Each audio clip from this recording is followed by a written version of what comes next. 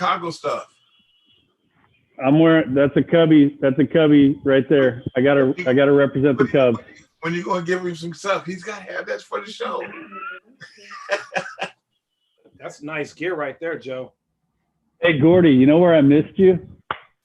The Hall of Fame stuff. I went with Wally and Dave Howard and DJ, and we saw what was it? Mitch Pritchard was there. Like we had a nice little. Scotty Lubeck flew out. It was cool. Like we got to see Jay for like 10 minutes total, but it was cool. I was hoping to see you there.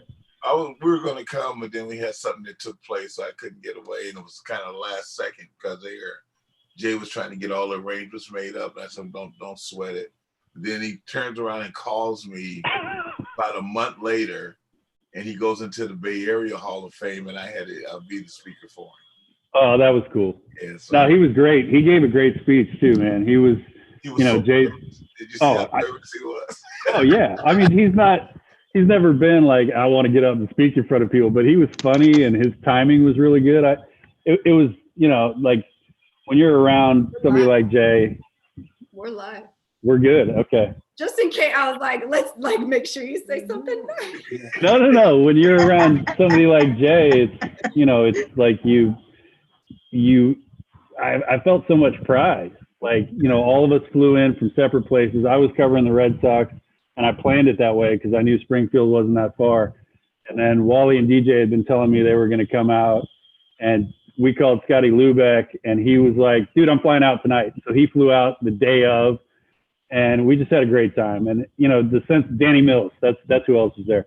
The sense of pride you have when, you know, you see a guy that you know, used to hang out at class or whatever, and then you see him get to the apex of everything. And Jay was always our favorite player, but getting him and seeing, you know, the crowd that's around him and other Hall of Famers, and you always knew he was going to be there. So like, it wasn't shocking that he was a Hall of Famer. It was just, there was a lot of pride for all of us. We dressed up for the occasion, which none of us ever really do. This is dressed up for me. So like I had to rent a tuxedo to fit me. So the one for my wedding didn't fit.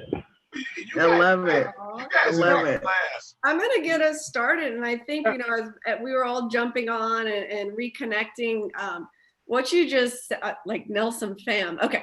What Joe Nelson just said, for those of you joining us, is exactly what I think we've all been feeling this week. The birth of BellaV TV, when I owned the restaurant and we had to shut down, it's always been about creating a community, being a community builder, and giving people a sense of inclusion, a home, and sharing their stories, right? One of our taglines is your story, you know, our story is your story. So when I had to pivot and create BellaV TV, it was like, well, I'm still proud of the people who come to BellaV. And so let's start sharing their stories virtually. And this week is my birthday week. And I thought, hey, it started with following Jeremy Castro. For those of you that know Jeremy Castro, another amazing Alameda athlete. And I was following his journey, pivoting, and said, Jeremy, you know, I was like stalking him. You've got to get on the show. You've got to get on the show. And he's like, oh, I don't like being in the spotlight. And I said, but you're a leader. And we need leaders right now during COVID, during the shutdown, during uncertainty. This is a very long-winded explanation. But one segment turned into oh, wait, we have an incredible community where we grew up, and that's Alameda in the East Bay. So I call my dad. I'm like, Dad, what do you think about co-producing an entire week called Where I'm From? So this segment is really part of a bigger vision, Where I'm From, Alameda in the Bay, hashtag hella proud. And that's what we're talking about. We are so proud of where we come from and the community we came from. And for some people, community was sports. For some people, community was school, which is, I think, what's two of the communities that brought us together. For those of us that made it to class. For others, you know, I come from the world of, I was a dancer. So that was a community. The parks, Alameda Parks and Recs, you know, Mari Heller was on yesterday. And she's a neighbor, and we were talking, she's like, yeah, like Franklin Park. You know, how many times did you guys play basketball or baseball at Franklin Park? Strikeout. Oh, yeah. Yeah. So for those of you tuning in, This is such a pleasure. This is such a pleasure. So I have my dad right here and my brother, Dr. Mike Gerson. And this is a week of family and celebration and going back to our roots. And I'll let the men take it away here in terms of hosting. But Pam, I'm so excited to see you on here too. I'm so happy to be here with you guys. It's a reunion all over again. Yeah, and like Pam and I were like the brats, you know, like we'd be in the gym. I mean, how many times do we have to like rebound, right? We might not have been professional athletes, but we were professional rebounders. Exactly. And stat keepers and scoreboard, like we could work the scoreboard. Yes. So without further ado, welcome so much. We have Coach Gordon Nelson. Oh my God. Gordie Johnson. You're morphing into one. Put us together, Gordie. It's always been that way. Thank God we have post-production, right? So we've got Gordon Johnson, otherwise known as Coach Gordie, who, you know, I mean, right, Pam? Like what can you say about him? He raised a village. We have two men here on screen right now that really raised a village. Yeah. And some of the kids that he raised are Joe Nelson. Sitting to, I don't know where you are on the screen, but we also have Joe Nelson. Who raised him, he punished them, man. So let's get going. Let's talk sports. Let's talk, what does it mean to, you know, build a community? What does it mean to be a professional athlete? What does it mean to be a coach? What does it mean to, you know, perform at high level? And I also think, you know, when you're a coach and when you're an athlete with that connection, it's on the court and it's off the court. Right. So I think there's so much we can talk about today. And hopefully like Mike can introduce some more, you know, blah, blah, blah. Your show, Mike. All right. Well, welcome, guys. It's good to see you all. It's been too long. I guess to kick it off, maybe just give us just a short, brief introduction of who you are and some of your highlights. Gordie, you go first. Age before beauty. I'm Gordie Johnson, or Gordon Johnson, but everybody calls me Gordie, Coach Gordie. Grew up in Oakland, California, played sports all my whole life. I did some military. I was in the Navy. I did some Air Force time. That's the reason why you got to see my background. But I grew up just always wanting to teach and to be part of. You know, people always ask me, used to tease me about why you don't go professional, and I enjoyed the teaching aspect of it. And I'll tell you, I had the most blessed career that a person can ask for. Frank got me on an accident because I was working at Mount Diablo, and then a friend of mine asked me to come over and audition. And I remember we played a summer league game, and I benched 3 of the guys, and we played with 4 people. And Frank said, "You're hired." So that was my introduction into St. Joe's, and then me and Frank stayed together for 21 years, and I loved every moment of it. And the people that I met, Joe, Jason, Calvin, you name it, Mike, all the kids that I met just was amazing. I mean, like I said, I couldn't have asked for a better career as a coach. And it's actually even kind of carried over because when I went to UC Santa Cruz, I coached there for 10 years, met some really good kids. And now I'm at this new high school called the LPS Hayward, which is Leadership Public School. And to have those kids fall into the same thing that we did when we were at St. Joe's, the same community, the same feeling of family, the same thing that we tried to instill that we had at St. Joe's, because St. Joe's was a family. I don't hear anybody say it was a family. And even when kids left, they came back and it's always been the same. So it's just, I've been blessed. I'm so happy.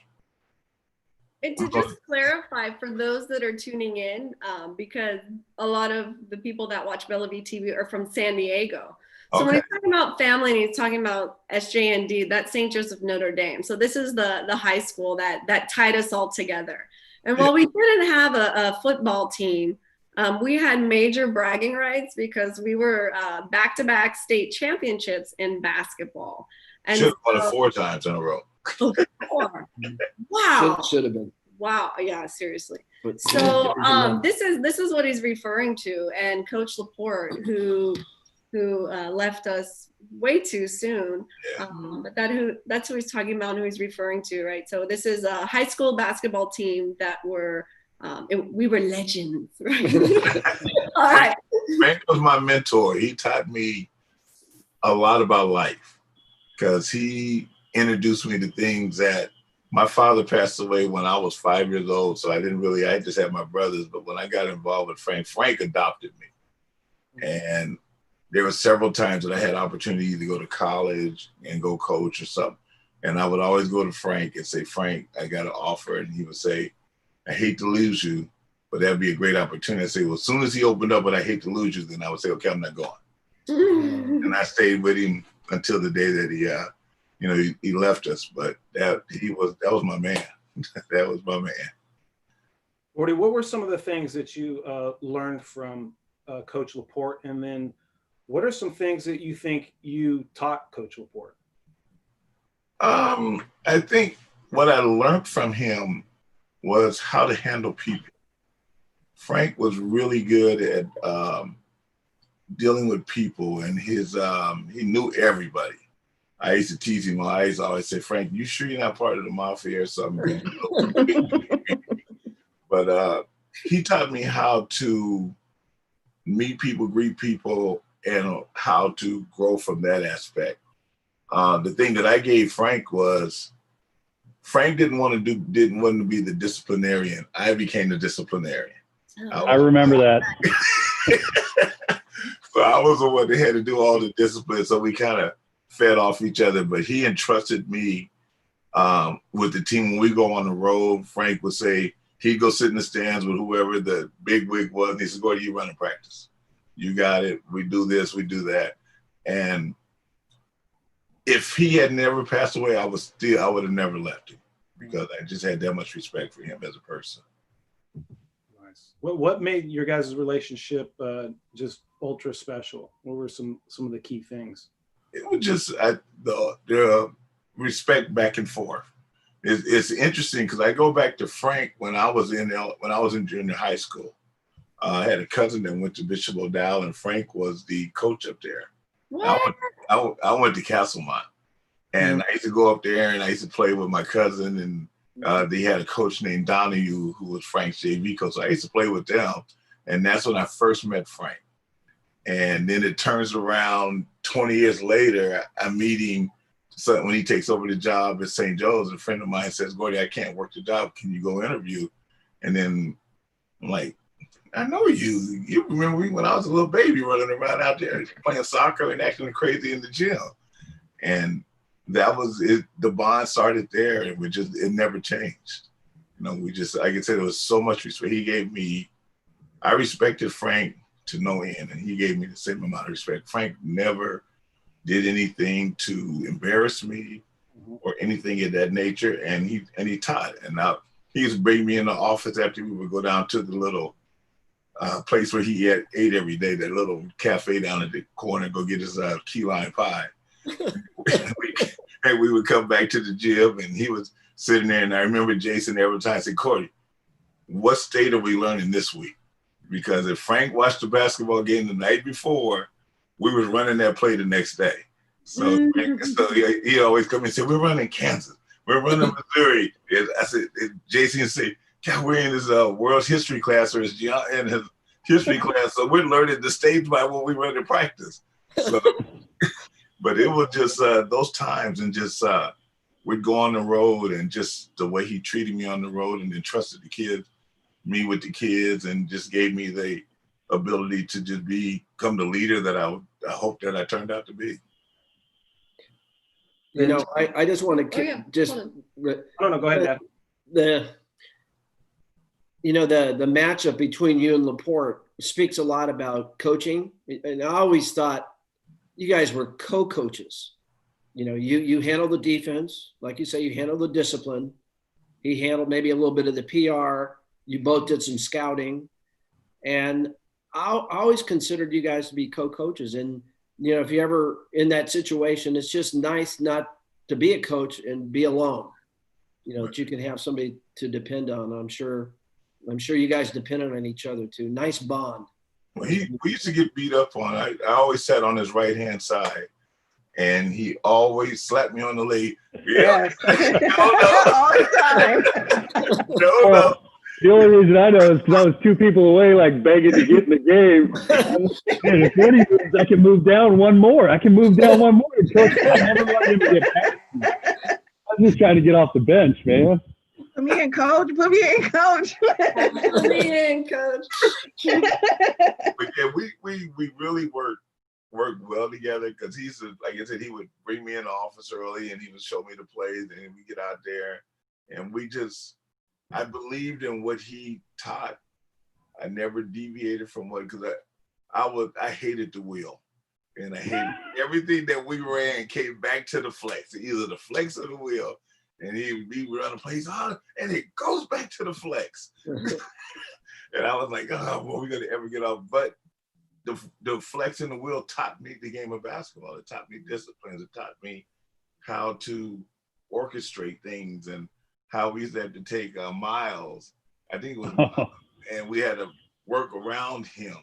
And what's the other kid that played center for us? Big, tall left-handed kid. We every time we ran the wheel, we couldn't move him up to the top of the key. We had to run him back and forth across the block. And so he taught me how to negotiate things to make things work, and to how to take Calvin Bird, who was supposed to be down low, and moving to the top of the key, and all of a sudden he became the point on the defensive end, and Jason and Adrian played the elbows. So it just his mindset of what he saw and all the things, and then him putting it together in a working package was just, I learned a lot from it. Gordie, as a way of introduction to Joe Nelson, do you have any good stories or good dirt on him, and then we can ask Joe a few questions? Joe was a hard worker. Joe shoot it. Joe definitely would go out there and put leather on you if he needed to. And then he would go out and then he'd go play baseball. And then you watching Joe, you say, he's gonna be a pro baseball player, because he was so good at playing the game, and a lot of people didn't understand. He played basketball, and he was a good basketball player, but Joe's heart was in the baseball side, and he took it. And when he went to the pros, I was so proud to see him become a pro baseball player. He was out there doing his thing. He'd come back home after the season was over, and he'd come hang out with us and talk to us, and then he'd have to go back and go do his thing again. So it was for me, watching him grow, watching Jason grow, watching them take their high school selves, things that they accomplished there, and then take it to the next level. You don't see that happen a lot, especially at a school our size. I mean, we only had 400 kids, 400 kids. Yeah, at the most. That's the group right there. Wow, look at that. Damn, I had hair. Look at that. And he was a lot skinnier. Oh, damn. Hey, my buddies always tell me the camera adds 10 pounds, but I think they got like 3 or 4 cameras on me, man. Number 3, for those of you who are wondering, number 3. Yeah. Well, how about a little introduction? And before that, I mean, I definitely remember Joe as being tenacious. He was, the old saying, he was going to stick onto you like a gum. Love contact. He was a hacker. Let's just be real. I'm not gonna lie. Like Coach Laporte, so until David Victor became eligible, Jason's last year, I was in the starting lineup, and Coach said, "Listen, you got 5 fouls to work with, son, and you are gonna guard whoever their best player is, and I want you to hack." And I was like, "Dude, I got no problem with that," because we had 4 other guys that were amazing athletes, and for me, just sticking to one guy, Gordie, you remember, we're playing Simon Gratz and I'm covering Rasheed Wallace because we're playing the Amoeba. So I'm sticking with a 6'10" guy, and I'm like up to his nipples basically. And I'm just like, I got this guy. And like every time he got the ball on the block, I just hammered him and said, go to the line. So, but in practice, Coach Laporte, and this was probably some of Gordie's doing too, they wouldn't let me work in the offense because I was never part of the real rotation. They said, you cover Jay and hack him. And so Jay would get mad at me all the time in practice because Coach would be like, don't let him move. So I would hack Jay. And then after about 30 minutes, Jay would be like, boom. And there's one elbow, and I had braces. I had braces through college, for God's sakes. But Jay would hit me one time, and I'd start bleeding, which was normal in basketball practice at St. Joe's. I'd fall on the floor. I'd have scraped knees, but that's what I had to offer for our team to make them better. Is I wasn't going to drop 15 on anybody, but whoever their best scorer was, I was going to at least keep him somewhat in check so that the rest of our guys could take a little break on defense so that they could go down and score. And that's, but like Gordie said, basketball for me was my, the first sport I got to play at St. Joe's when I transferred in. But I was always a baseball player, but I learned a lot more discipline and playing a sport that I wasn't as good at from Coach Laporte, Gordie, and Jose. I mean, Alameda High, Gordie, I can still see your face and Jose's face. There was a loose ball. I dove and I got it. And as I was going down, I threw a pass up to Jason, and my hands were there, and I hit the ground and I started bleeding. And I looked to my left and I couldn't tell I was bleeding. I had a gash. I think I needed like 8 stitches. I looked to my left and I saw you saying, "Get up," because we missed the dunk and Roy Hamlin was coming back the other way. And Jose said, "Stay down." And I looked down and all of a sudden I see the blood and I was like, dude, I'm not letting this guy dunk in Alameda High. Like, they're not dunking on us. I hammered him and just kind of walked off. But like, that was what you and Jose and Coach, there's no easy buckets. That's not how we do it at St. Joe's. And we had the athletes to kind of enforce that. So, that's what I took from the basketball side of it. The baseball side that was gravy. Getting to play with, a sport that I was a little better at. And that was my true passion. But I wouldn't trade anything for the basketball times. I mean, I've talked to Miles and some of those guys after the fact, and obviously spoken to Jason, but I love that part of it. It wasn't my best sport, but it was something that I really challenged me physically and mentally. And, you were only going to get 2 minutes on the court. If you didn't play well in those 2 minutes, you were coming out because we had 4 guys to replace you.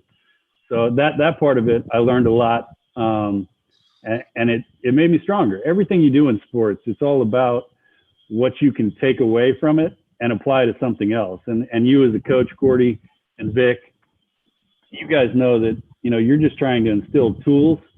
And then it's the athlete's responsibility at some point to take what you've learned and apply it to not just sports. It all comes back to 95% of the stuff I learned from my dad, Larry Rodriguez, you, Gordie, Vic, the coaches I had in my life. It applies to life a lot more than it applies to sports.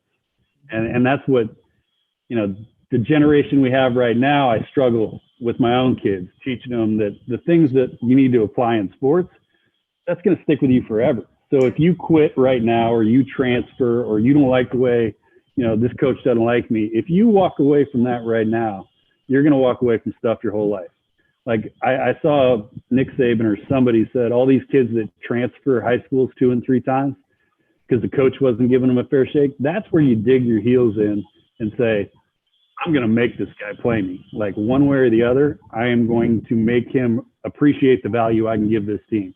And I think that's what this generation, this younger group right now, and my kids are of that age, I think that's what they're kind of missing, is the ability to really dig in and say, okay, it's not going my way right this second, but I'm going to figure out a new way, a new route to take. I'm going to change my attitude. I'm going to work harder.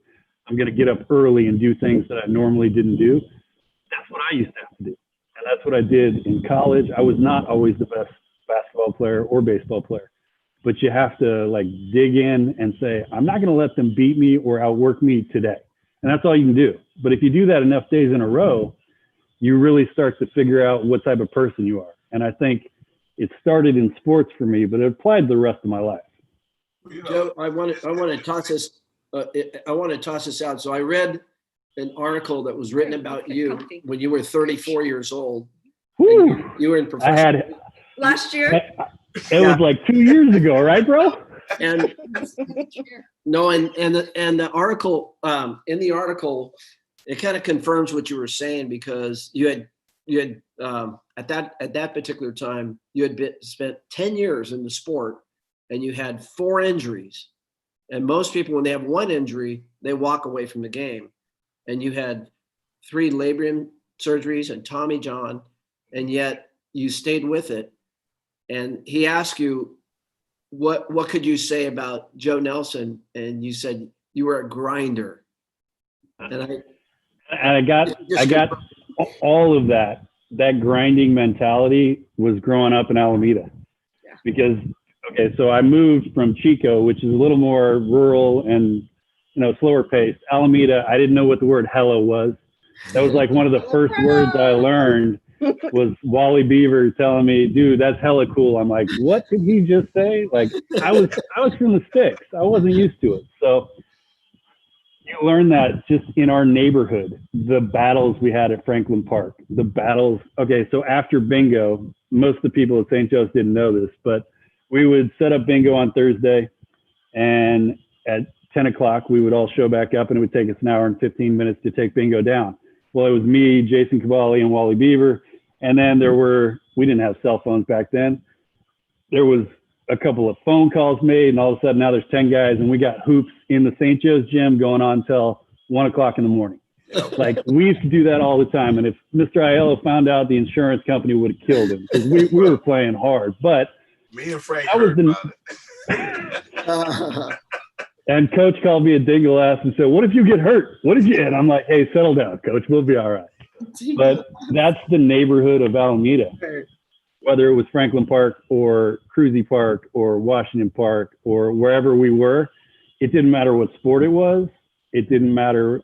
You had to grind it out, because there were always 10 to 15 guys that wanted to play. And if you weren't one of the better ones, you were sitting on the sidelines. So Alameda taught you to like grind, because on any given day, you could see Jason Kidd show up or Calvin come back, and you could try and get into a game and be like, dude, I don't know if I can play with these guys. But then you just go, you know what? I played with them in high school. I can do this. And that's kind of how you get through life. You're not going to be the best at everything you do. Well, Mike might be. I mean, look at that. Nice button he's got going. He's looking silent. But like, Legend. it is. That's legend. I expected nothing else, Gerson. I knew there was going to be a top button. But you grind it out in Alameda, because it's a blue collar neighborhood. It's like when you're around St. Joe's, that 6-block radius right there, there's a ton of great athletes, and we all played different sports. Amanda, you were talking about dance. Damian Contreras was like an amazing dancer. He was also a really good baseball player. There were a bunch of things in Alameda where kids did different things. They didn't just play. We didn't have football at St. Joe's. So it wasn't just football, basketball, and baseball. There were a lot of other things. And if you didn't grind it out, you kind of just got forgotten. And that's kind of what Alameda's roots are all about. It's a neighborhood where you work hard and people respect you for working hard, and you just go about your business that way. That's how I view Alameda. It's interesting that, you're talking about the grinding mentality, and our practices were grinding. I mean, Gordie, can you turn up we're having trouble hearing. Can you hear me? Yeah, that's better. There's a little background noise. We're trying to fix it, but that's better. It is possibly the frogs. I'm not kidding you. There are like some really loud frogs, and you asked about the music. So they're singing. There are like super loud frogs out here. Oh, I thought there was like a party going on in someone's house. So we weren't invited. No, but we used to, practices were legit. I mean, Frank always had the JV. We got a quarter. When I first started there, we got a quarter cord. Then he gave us a half cord finally. But he would come in, they would go right after school, and we would get our grind on. I mean, he worked like crazy. And then he would say, okay, Gordie, you got that half, and then we'd finish up with the varsity, then we would jump in. But it was a grind every day. And like Joe said, you couldn't quit. Even if you didn't feel it, even if you were banged up, you still knew that you had to compete.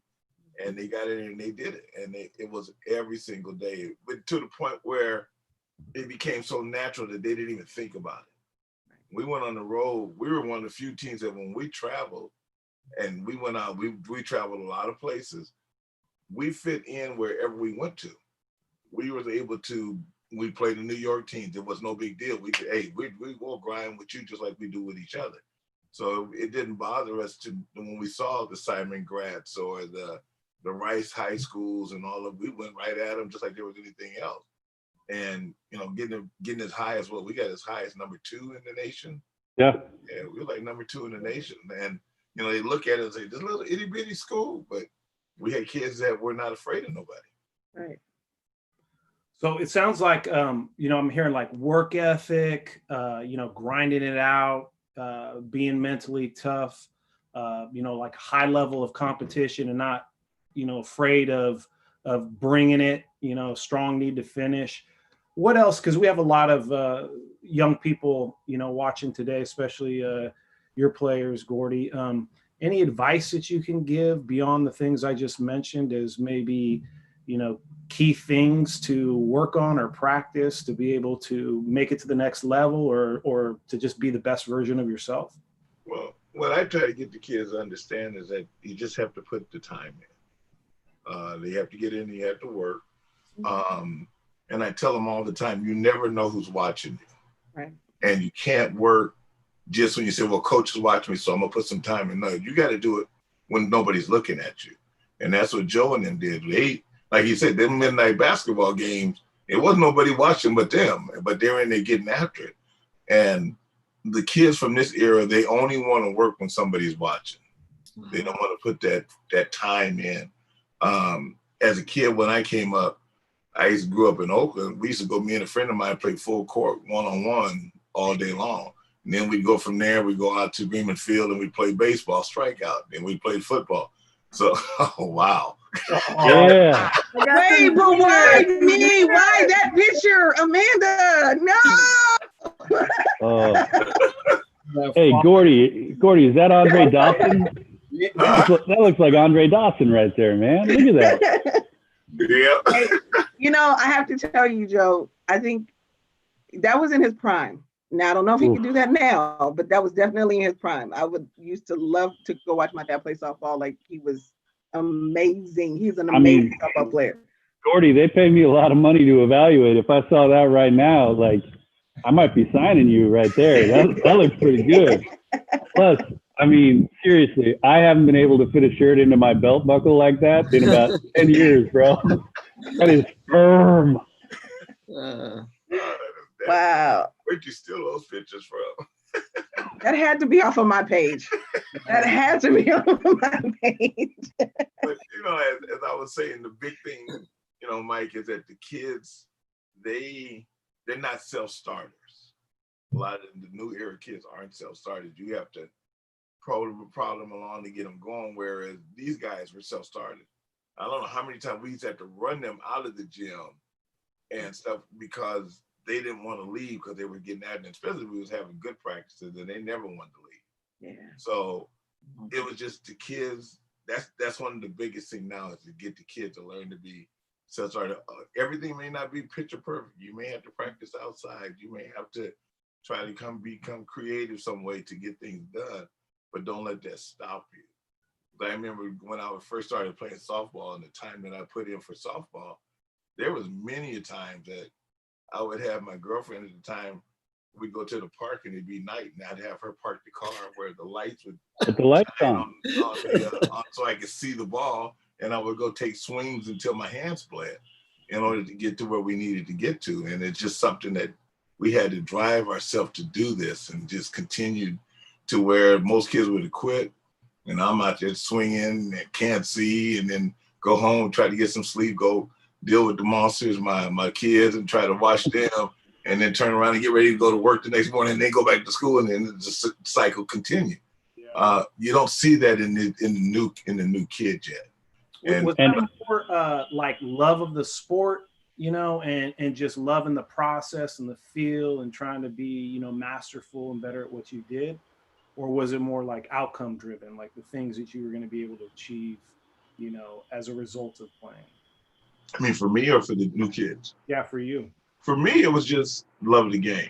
Yeah. I really enjoyed playing the game. And when I got into sports as a kid, I mean, I was telling one of my best friends about this, but I was restricted from sports for my first 12 years of my life, basically, because I had to go to church 7 days a week. Mom, didn't have a father. Mom was involved in the church, so 7 days a week I was at church, and I was at the same church with the Pointer Sisters, who are big singers. And I remember I said, "Babe, Mom, please let me go to the park. Can I go play? Can I go play? Nope, gotta go to church. Gotta go to church." When I finally turned 13, she let me play Little League, and I was like unleashed. Oh my God, I'm free. And it just became work. I wanted to be the best of what I did. I didn't want to settle for to be mediocre. If I'm gonna play it, I'm going to give you everything I got. And it not only was it for softball, basketball, football, baseball, martial arts, whatever sport I got into, I wanted to be the best at it. And whatever it took for me to develop to get that, or whoever I had to seek to teach me, then that's what I would do. Because Gordie, I want to comment on that exact point what you're talking about. You worked at something, whether it was, and Gers kind of jokingly said, I competed everything I ever did in my life, whether it was ping pong or a pie eating contest, it didn't really matter. I wanted to win. Something you just said really resonated with me. You didn't care about being mediocre. Like what I see with today, and Mike, to your question, kind of asking about how this generation, something that they could work on. And you know what you can work on? And this is what Gordie's talking about to a degree. Like, you're not the best at something right away. That doesn't mean you quit. Like my kids, and I see it in my son a lot, and it drives me nuts. But I know that that's kind of the generation of instant gratification right now. Yeah. You're not the best at something. That doesn't mean, let me go try something else. Get better at that. And then if you get better at something like that, you'll watch when you find something you are excellent at, you'll have the work ethic to get amazing at something. But today's kid, hey, you know what? I'm not good at shooting. I'm not going to play hoops. That's not a reason. I wasn't a great shooter, but that's not why you quit hoops. You have to be able to work at something, not be the best at it, and still improve every day. You may not be a Hall of Famer, but none of us are Jason. But like Jason didn't start out, he was a gifted athlete who was amazing. But there are very few people in my entire life, and I've been around sports forever and around the highest levels for a long time. Very few people worked harder than Jason Kidd at anything. Whatever it was, Jason was working, all right? And you don't get to the Hall of Fame by not working. You get there because Jason had God-given ability, but he had the work ethic, the drive, the determination, and all these other things that Gordie's talking about that I just don't see in the younger generation today that I want to see. Like, I evaluate players for a living, and I can't tell you how many guys, throw away an AB when they could have gotten a runner over, let's say, in the minor leagues. And then I've seen guys on the phone in their dugout. In pro baseball in the minor leagues, seeing guys go over and check, like, see if somebody said something on Twitter. And I'm amazed by it, because this generation of kids that they feel like they're missing out on something else that's going on somewhere else, instead of really being in the moment of where they are right now. And that's the only way you can get better at things, is to stay with where you are and work hard right then, because your buddies are going to be there. And there were plenty of times when, and Gordie, how many early mornings in your life have you ever had? And Vic and Mike, you too. I mean, all of us have. But you get up and you go, you know what? I'm getting up at 4:30 tomorrow. I'm going to go run 4 miles. I'm going to do a ton of crunches. And I'm going to do that when nobody's watching, Gordie, because I want to get better at whatever it is that I'm doing. Whether that's in the business world or the sports world, it doesn't really matter. It's taking it upon yourself and really trying to make yourself a better all-around person. And we are applying it to sports, but it applies to everything else. But Gordie, it resonated with me when you said you named 8 different sports, whether it was football, basketball, baseball, taekwondo, or martial arts, whatever it was. You were like, I wasn't the best, but I wasn't going to be mediocre. And that right there is something that you can't instill enough in people today. It is okay not to be the best at anything. But if you strive and you work hard, you'll eventually see some improvement. And you may not become the greatest at whatever that is, but you will get better. And again, you will apply that to something you are very good at. And then you'll see it. It'll click for you. And you'll be like, oh, dude, all it took was a little more effort and a little more time. And I had to show up each and every day to get better at it. And showing up is most of the battle in life. If you show up and you represent yourself well, you're going to do okay in life. It may not lead to financial success. It may not lead to a lot of material success that people talk about. But if you show up and show the best version of yourself, that's all we should all be striving to do. And that's what this younger generation that I see all the time. And Gordie, you coach them. I know all you guys see them. That's what they need to do. And I'm not preaching from the pulpit or anything like that. I'm around young kids all the time that are trying to make it from the minor leagues to the big leagues. And I know what it takes to get there. It's not just God-given ability. We all are blessed with something. It takes work ethic and desire and determination and all those little adjectives that people forget. There used to be, Coach Support used to have those posters in his office that would say like determination and the will to win starts with practice and things like that. I haven't seen any of those. Those things are off the map. Nobody has these inspirational posters anymore sitting in gyms or locker rooms or anything. Those things are gone because now kids can just pick up a phone and be like, dude, they got something on Twitter. I'm going to check it out. And that's the part for me that drives me insane is that my daughter described it as FOMO, fear of missing out on something. Like whatever it's called, I'm old now. I can't figure stuff out. But That's what it's called. whatever you're doing right here, fear of missing out. What are you missing out on? Be present right here with whatever you're doing. And then you can pick your phone up later and see, oh, dude, looks like they had a good time over there. You don't have to see it going on right now. Be present in what you are doing and work at what you are doing right now. And then you got 23 other hours in the day to go do other things. But for the hour or 2 hours you decide you're going to do something, do the best version of you that you can do in that 2 hours. And if you do it every day, you do get better. You know, Joe, just watching my dad come out of retirement to coach again, like I honestly thought I would never see the day that my dad would actually come out of retirement to coach. And the fact that he coached my son's senior year. So they had been trying to get him for the longest to come out and just come help. And he finally came out my son's senior year, and to watch what he has poured into those kids, from what I know, watching what he's poured into you guys as grown up, and even pouring into me as his daughter, watching you guys, you know what I mean? So it's like that determination, that work ethic, that you got to get your mind right. To see him do that, even to the generation that he's teaching right now, like you said, it's not about how you don't have to be the best, but you have to work at it. You may not make $1 million, you may not go into the big leagues, but if you put your mind to it and you're determined and you work at it, you'll be that much better. And that's what he's teaching these kids now. And when I tell you, y'all thought he got on y'all. Oh yeah, y'all, no. I think he's gotten a lot more, if I'm gonna put it how a Christian puts it, more worser, if that's even a word. Like a boot camp. Right. He has gotten that, I'm not gonna say that much worse, he's gotten that much sensitive, clamped down on them so much more, because with you guys, it was easy. Like you said, y'all would go in the gym 1 o'clock in the morning, play till your face bled or whatever. You guys did it. These kids, it's like you got to literally twist their arm. Okay, get off your phone. We got practice. Did you study your playbook? I don't know how many times I have gone to his practice. You guys, we're doing head tap. We're doing reverse head tap. Who knows head tap? I'm like, nobody does. Like, dang, I know head tap, and I ain't even read the book. So it's like, but to hear him say it, and he literally, and to watch him in practice, watch him from when he had you guys, and watch him now, I'm like, man, y'all had it easy. Y'all had it real easy, because these kids right now, they don't understand what the gym that you guys had, because now he is like, okay, I got to train these kids all over again from what I had. Yeah. You guys came in ready to work.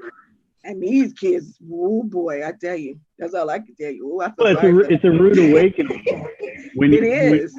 When you don't have as much discipline as, used to be expected. Like coaches, I won't say ruled with an iron fist, because Gordie and Coach didn't, but there was amount of mutual respect. Look, you're a high school kid, you want to get away with much. If Coach isn't looking and you say something, that happens. But like there was mutual respect, because we knew they were giving of their time and their knowledge to try and make us better. So you had to reciprocate that. Like that was just, I think that's how you're kind of raised. Like your parents tell you need to respect your elders. when you get into the sporting world, that's a optional. You don't have to go play sports. That is optional. You are committing yourself to live by these rules. There's this curfew. This is what time practice starts. This is what we expect, and we expect 100% effort. That's, this isn't like, we chose to go and listen to Coach Gordie and Coach Laporte and Jose, and then we respected them because they were giving us of their knowledge. Right. And I don't want to harp on kids today, because I'm not, because I know it's a totally different world. And my parents said that, and I was like, you don't know anything. My kids all say that to me now, and I totally understand it. I don't know anything. But they have so many people around that can give them information. And sometimes I just wish they'd reach out and grab it and say, hey, man, this old guy, he's crazy, but he knows a little bit of stuff. So maybe I can get as much information from him to improve me. Because when you give of your time, I think that's one of the best things you can do is, hey, I've been here, I've done this, try this. If that doesn't work, try this. You give them options. And, that's what Gordie always did for us, is put us in a position to succeed. And that's what every coach tries to do, is get their players prepared so that when the situation presents itself, they've already done it in their head 100 times because they did it in practice. And then they just react and let God-given athleticism take over. And that's it. You can't think your way through any sporting event, but you can think your way through practice and then react during the game. And that's what Gordie put into all of us. And Coach, I had the Freitas's for baseball. I had Gordie and Coach Laporte and Jose for basketball. And they, in their own way, each one of them kind of goaded you into doing what they wanted, but they knew what buttons to push. And they knew which guys needed, the occasional tap on the ass and which guys needed a kick in the ass, because there's a difference. And that's what great coaches are able to do, is recognize what each player needs, and they tailor it towards each player. It doesn't mean all players are not the same. And any coach that tells you, I treat every player the exact same, that's not true. Some players get more freedom because they've earned it and they respect the rules and everything. There are other guys that you have to stay on 24/7. And that's the way it was in baseball. That's the way it is in life. When you have employees under you or you work for a boss, not everyone is treated the same. And it's not that it's not fair, because life is not fair. It is that everyone is unique. And you, as a coach, like Gordie treated everyone differently, but the same. You all felt the wrath of, if you screwed up in practice and it wasn't that you missed a shot or you forgot a play, it was that you were disrespectful or you were loafing. You got Gordie's wrath. It was different for everybody. Mine was, they knew they couldn't just make me run, because I would just put my head down and run like an idiot for like 2 hours. They had to punish me. They would say, all right, Joe, go stand in the corner for like 15 minutes, because it's not going to work if we just, but there were other guys that they said, hey, you guys just go run, start running. And I'll never forget that. Every player is treated differently. No coach can treat everybody the exact same, because we're all unique and everyone reacts differently to praise and intimidation and the way coaches use the mental part of the game to get in your head. Every player is completely different. And it's a guy like Gordie, who's got experience for the last 40 something years. Gordie, how long have you been coaching total? It's been over 40 plus years. Okay. 40 years. He's seen almost, and I won't say every type, but almost every type of player that there is. The lazy, the overachiever, that they're all different. So you treat them differently, but they're all held accountable to the same rules and regulations and everything. But like Gordie knew which guys he had to press and which guys he had to coddle a little bit and say, hey, listen, we're with you. We're behind you. We support you. And there were other guys that he had to go, listen, you guys better get it in gear right now, or we're just going to start running. Like, that's just the way coaching is. And sometimes I struggle. I don't give lessons anymore because the kids just don't listen. And like, they don't want to hear it. That's not what I saw on YouTube. And I'm like, okay, well, that's fine. You guys, you can get your information from wherever, but it's challenging when you're trying to give information because you've been around something for a really long time, and people, they don't want to take it, or it takes too long to explain it to them. That's very challenging. And I know Gordie's probably had to deal with that. Oh yeah, well, I had to get a lot of the brunt of what you guys didn't do when he got home.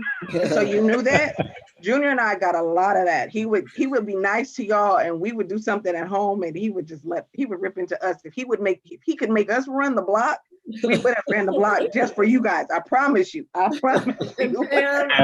I believe that. I'm gonna back you up there because while Gordie, he was a coach for the male varsity team, my dad had restarted the women's varsity. Mm-hmm.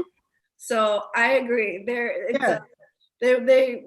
We did. Yeah. See? They lost. I mean, oof. And Vicky G came home and it was, Yeah, that's how that man over there in that top left corner over there, that was him. I promise you. Like, I would hear about basketball plays. I would hear somebody didn't do this, or, oh my God, they didn't show up for practice. And the sacrifice, and I can honestly say as a kid, I didn't understand the sacrifice. And Amanda and Mike, I'm sure you guys can back me with this. We didn't understand the sacrifice of what our parents put out for the players, for the team, that what they gave until we got older. And I can say now that I'm older, I appreciate the sacrifice that he gave, because it made relationships that were lasting. Yes. And it also forged a bond, not just with him, but with my brother and I, with you guys. Because like we literally adopted more brothers and sisters than we knew what to do with, and we truly became a family, and that's why I was like, just to be on today with you guys, I'm like, man, this is like a family reunion if I've never seen one. But I appreciate the time that he did put in with you guys. As much as I didn't like it, I definitely appreciate it, because again, it forged a family that I honestly don't think that we would have been able to have had he not put in that time and effort with you guys. And he treated you guys all like his own sons. Yes. They did. You don't find that too often. It's funny when you were saying about, how I tell the kids all the time now when I talk to my players, I said, I have to learn 15 of you. I have to learn 15 idiosyncrasies. I got to know what you do, what you do, what you do, what you do. You guys only got to learn one of me. So it's easy for you to learn me, then I have to go all of these different places. Like I might have one player that doesn't like to do this. Okay, now how can I manipulate it? I got to work this. Or like we were saying about how this player just can't, he's not going to comprehend this play. So how can I modify this thing to make it so that he can become functional within that system? Hopefully he'll buy into it. Luckily, when we was at St. Joe, when we made any changes, everybody bought into the change, because they saw that we weren't doing it for our own gratification. We was doing it to make them better, to get them something. So when they grow up and became adults, some of them now are coaching. Now they're giving the same things back to their kids. It might have helped them get through college. It might have helped them become better parents. So, part of the coaching aspect of it was, like you said, we wanted to win at all costs, but there was a bigger picture, was teaching and trying to get them to understand that there is more to you than you think that you have. But you have to believe what we're trying to say and push yourself. And like you said, that's the one thing now that the kids, you tell a kid nowadays, you tell them something, they look at you like, they're not doing that on Xbox. Hey, just bring this. That was in Sacramento. State championship. Yeah. That was a state championship in Sac. Look at those smiles. Hey, Gordie, who scored the last 2 points in that game? No, because you scored after Jason. I subbed in for Jason, and I shot, and it was totally off, and they goaltended it. 2 points in the state championship. On that scoreboard they showed, it said number 3, 2 points. I was like, dude, I only scored like 12 points all year, bro. You made that means you made the box score. You made the box score then, right? And I was the last player to ever sub out for Jason Kidd in high school. That's it. And I made the basket that broke the all-time assist record. So I made like 5 baskets all year. They were the important ones, though. That's all that matters. That's all that matters, right, Joe? Adrian was so mad at me that Jason kicked it to me on the right, and I actually made a layup to break the record. Adrian came to me on the sideline. He's like, "Dude, you never score." I was like, Jay's equal opportunity employer, man. He gave it to everybody. Hey, Gordie, I wanted to bring this up so that you could speak to it, please. When Mike was a sophomore, he played a couple of years. JVs for you. Right. Freshman for Jose. But I always remembered you brought in a friend of yours. I think he played in the Big Ten, and he was all everything in high school, and he was all Big Ten, and he didn't make the pros. And the reason you brought him in, because he spoke to the kids about education and how important education went hand in hand with sports. Do you remember that? I remember I can't remember who the player was, but I remember bringing guys in. And it's funny because I still do it to this day. I actually, for the high school, I run a sports chat every Thursday. We were doing it, especially during the pandemic. And I had Calvin on there, I had my son, so I brought different guest speakers in to speak to the kids, and I would have the whole student body or anybody student body that wanted to come, but I wanted my players there.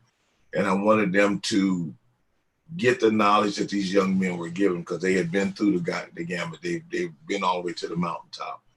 And that's something that I always try to do, is bring back someone that maybe because they get tired of hearing me speak. Let me get a different voice. Maybe that different voice might make them understand. They might be saying the same things. Yeah, it's coming from a different voice now. So now all of a sudden they'll tune in a little bit more. But I still do that to this day. I still try to bring people in and have them speak to the kids, just to jog them enough to say, hey, maybe he is telling us the right thing. Maybe I should listen a little bit more. And like I said, Joe and them was a different group. I mean, we didn't have to push them as much. Even with the JV team, when Mike and them played, our JV teams were monsters. We used to run through people, and it was a lot of fun because we went from JV, and then I would go to the varsity, or go from varsity practice to JV practice, and to be with 30 different kids on that particular day of teaching them. It was so much fun because they were all different, but they all paid attention and they all worked hard, and I never had any kid in my tenure at St. Joe's that really didn't, when they walked in the gym, they knew they had to bring it, and they all did it. And I loved it. It was the hardest thing that I've ever done was when I left the school. That was the hardest thing for me that I ever done. And my wife teases me about it. She said, you might not have never left that school. I'd probably stayed there forever because of the family ties that we had in the community. Like Joe was saying, that was a community, and it just was so much fun. But it was just something that growing up in Oakland, I didn't have that, but I got it in Alameda, and that was my family. And then Gordie, you had to wear a jersey that said banana slugs, right? Yeah, we did. we did the slug thing. It was ugly too. I actually saw it a couple of times where I kept saying, "What's a banana slug?" And I was walking through the campus. It was a rainy day, and when them things was hanging from a tree, and I was like, "Okay, I seen it." Mr. Gerson, St. Joe's was the only school. If you guys know, when my dad coached, he was strictly a sweater and a sweater and Docker guy. Yeah. Jason.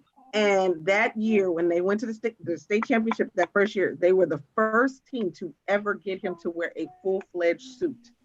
And to this day, he still won't wear one. He'll wear a sports coat, but he will not wear, a tuxedo. He wore an actual tuxedo.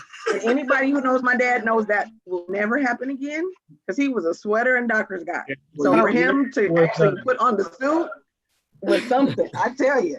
Pam, it was a smooth jazz sweater too. I think. It was. You should have seen the Chester drawer of sweaters that he had. I promise you, he had like sweaters and Argyle socks that matched the sweaters, and the Dockers were all neatly folded. And me and my brother literally would just say, "Okay, what is he gonna wear today? One of these days, he's going to actually wear a shirt that actually buttons down like Mike's, and he's going to be nice." Yeah, no, it was a sweater and a polo shirt. What a polo shirt.